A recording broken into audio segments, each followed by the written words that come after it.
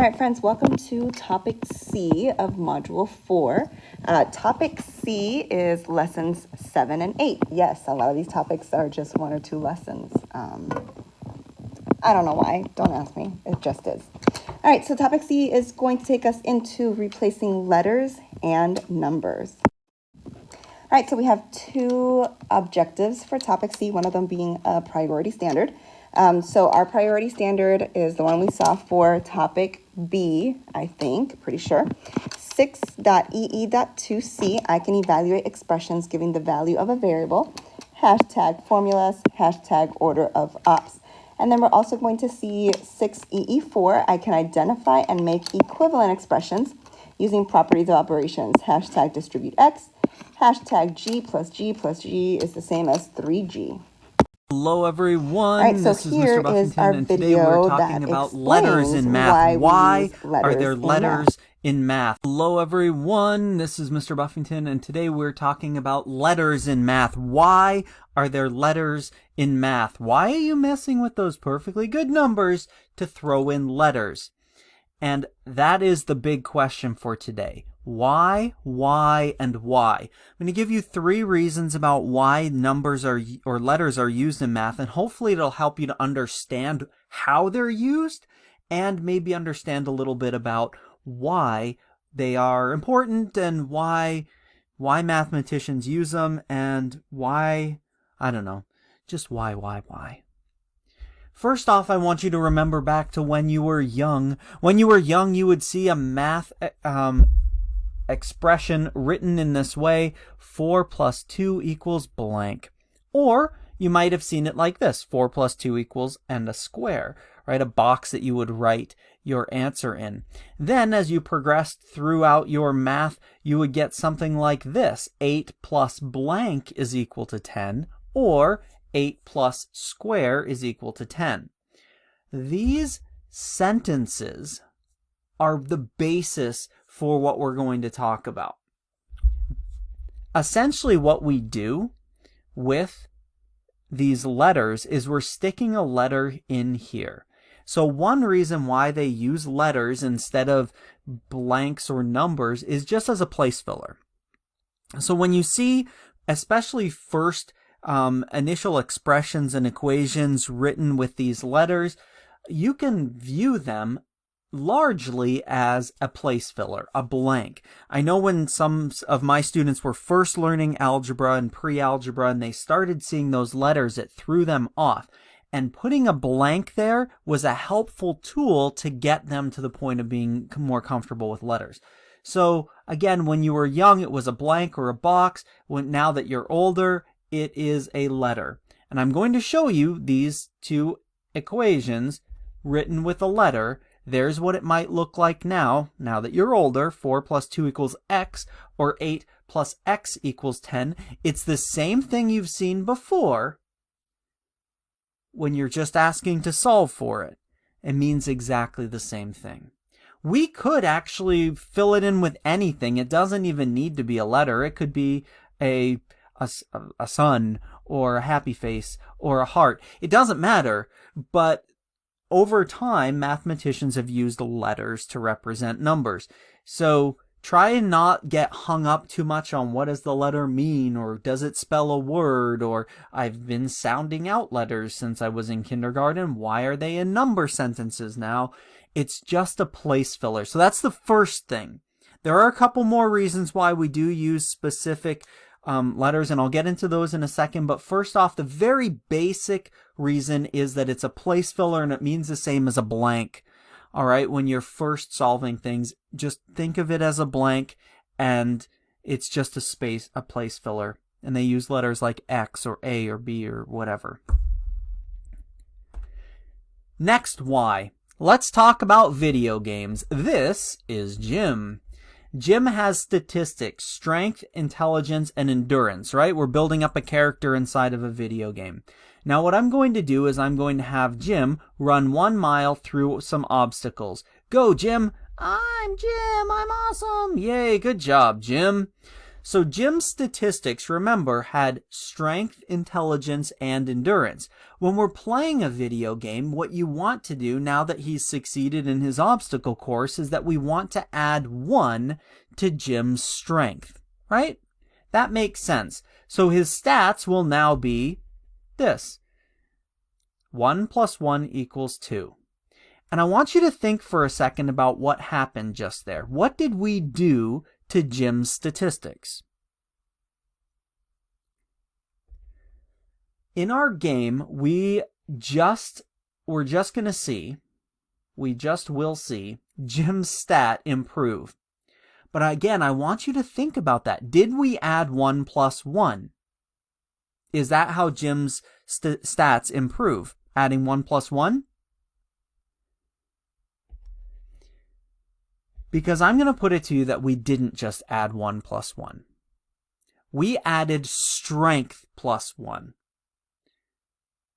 And that's an important distinction. Now watch what happens when I add 1 plus 1 again. So let's have Jim run again. Go, Jim. I'm running. I'm ducking. I'm running. Yay! So what happened to Jim's strength? Is it going to be 1 plus 1? And the answer is no. He's already had 1 plus 1 happen. This should be 1 plus 2, right? Jim's statistics should be improving. So we're not adding 1 plus 1. We're adding strength plus 1. And that gets into a lot of other questions. What if Jim adds half a strength point or 3 strength points? Or what if Jim loses 2.3 strength points? We can't just add 1 plus 1 all the time. So we can't use numbers to say what's going to happen to Jim's strength. We can't. It has to change. So the only way to keep everything straight is to have a label. And we need a label for strength. And then you do your adding or your subtracting to the strength. Right? Strength is equal to 1. Strength is equal to 2. And the value for strength can change. But we have to have a running total of what does strength mean. And it has to be represented by something. So what I put it to you in Mathese, and we're going to use Mathese a little bit today. Basically, instead of saying 1 plus 1, we would say strength plus 1. Or if we wanted to actually do it more accurately, the way that maybe a video game programmer would do, is that you'd have 2 variables. You'd have strength, and then you'd have change. And then you'd add strength plus change. And whether your change is a positive or negative wouldn't matter. This expression, strength plus the change amount, would always work. So if you're programming and you're creating a video game, you would need to have those, what we call variables. Okay, and the variables, S for strength and C for change, can be anything. But I just want to point that out to you, that when we're talking about video games or other things that change, like just about everything in life, you need to define your terms. And that's basically one other reason why we use letters in there. Because a number wouldn't represent strength, because that number changes over time.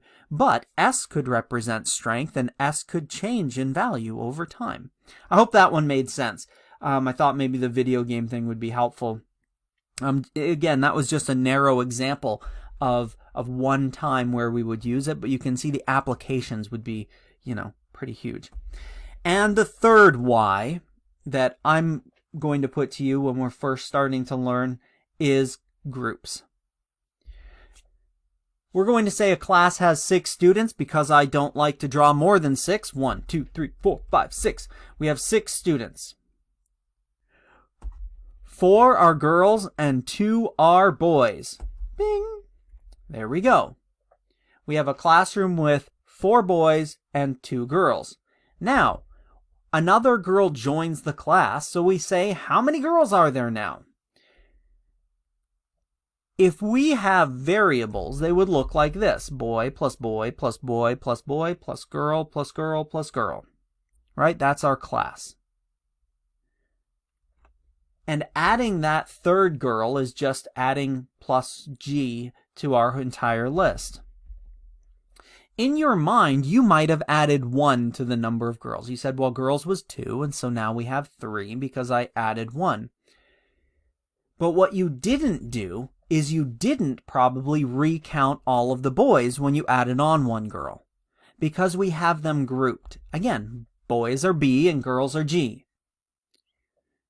So we added on 1 G, but we didn't change the B's. The B's stayed the same. And that's one cool thing that variables can do. All right? Variables can stay the same or change based on what you're adding to them or taking away from them. All right? So again, I'm going to write this down in math ease to try and make it kind of bring it all together here. We're going to write the math sentence that saves a little bit of space. So B plus B plus B plus B, all of our boys, is 4 B's. And G plus G plus G is 3 girls. So what we can do is we can write it as 4 boys plus 3 girls, or 4B plus 3G. And it saves us a little bit of space. Think about how long it would take if you were writing out the entire class as Jim and Sam and Frank and Fred plus Samantha and plus Vivian plus Mary, right? It would be this big, huge, long thing. Instead, we're going to condense it down. Now, if we weren't dividing into boys and girls and we were just saying how many students are there, we could say there's 7 students. 7S for students. And then when a new student comes in, we just add 1 more S and we would have 8 students, right? But if we are dividing into groups, we want to have those variables to be different for each group. And variables can do that. We can have 4 boys and 3 girls and show that in a math sentence. And that's something you can't do with numbers. When you have all numbers in a math sentence, they all get simplified together into a single number. When you have variables, this 4B plus 3G stays the way that it is. So it's a way to group things together that you can't do when you're only using numbers. All right? So those are 3 whys about why we have letters in math. We've got why? Well, as a label, as a variable, and as a way to make groups. I hope that lesson was helpful for you. If it was, give it a thumbs up and share it with some friends, or maybe share it with... Okay, so some important vocabulary for this topic, and it all has to do with properties and identities, because knowing these and understanding them is going to play an important role when we are working with our algebraic expressions. So we start with the additive identity. So by definition, it's the number 0. Okay, that's what it is. Then we have the additive identity property of 0. So the additive identity 0 can be added to any number without changing the identity of that number. So 11 plus 0 is 11. So that means that A plus 0 would be A. Then we have the commutative property. Yes, I always like to say commutative. I always like to change it up. But commutative property, we've done this since like 2nd grade. The order of an addition or multiplication problem may change, but the sum or the product will remain the same, right? Commutative property tells us that order does not matter. Okay, and then we have the multiplicative identity. So by definition, it's the number 1. Okay, and then the multiplicative identity property of 1 tells us that the multiplicative identity, so 1, can be multiplied by any number without changing the identity of that number. So 4 times 1 will always be 4, and A times 1 will always be A. Okay, so here is our example. So it says replace the 3's in these number sentences with the letter A. That's the first part. So A plus A plus A plus A is the same as 4 times A. Really, how we write that could be like that without that multiplication symbol. I would accept either way, but this is the most acceptable way of writing that. And then 3 divided by 4 equals 3 over 4. So that would be A divided by 4 is the same as A over 4. All right, so then it says choose a value for A and replace A with that number in the first equation. What do you observe? All right, I am going to choose 5. So for the first equation, it would be 5 plus 5 plus 5 plus 5 is the same thing as 4 times 5. And I would observe that that is true.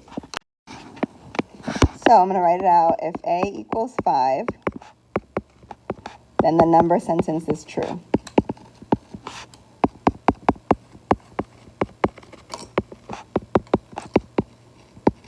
Then it says, will all values of A result in a true number sentence? Experiment with different values before making your claim.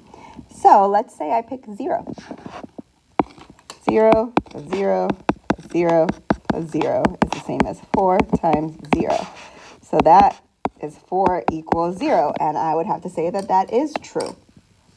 And that would be the same for A divided by 4. If I place any number in there, even if it's a 0, our number sentence is going to be true because the variable is not in the denominator. That would change because we cannot have 0 in the denominator. So that's the only place. If our variable for this example had been in the denominator, then not every value would be true. All right, my friends, that is it for topic C. Again, it's only covering 2 lessons. I will see y'all in class.